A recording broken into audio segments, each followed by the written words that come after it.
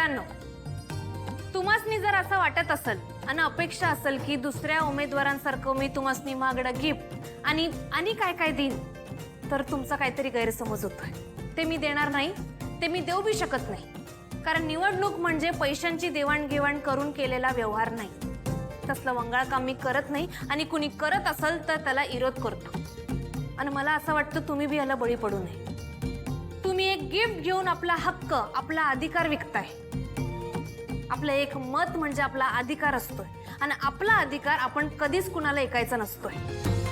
निवडणुका म्हणजे उमेदवारांच्या विचारांची लढाई, दृष्टिकोनाची लढाई आणि त्याचीच देवाणघेवाण करत आपलं मत आपण आपल्याला पटलेल्या विचारांना द्यायचं असतं. आणि म्हणूनच मी तुम्हासनी सांगतो की तुम्हासनी जर माझे विचार आणि दृष्टिकोन पटत असेल तर आणि तरच तुमचं मौलाचं मत मला द्या.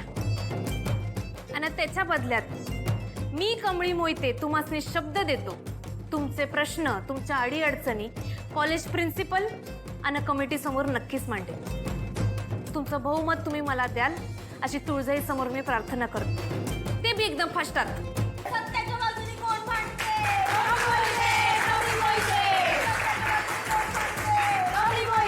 कमळी मोहिते.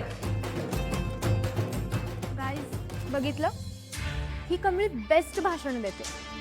ही जर एवढंच कमाल भाषण देत राहील तर सगळे स्टुडंट्स तिचे फॅन होतील. आणि का होतील काय? झाले सगळ्यांचे चेहरे बघ. फॅन्स माय फूड.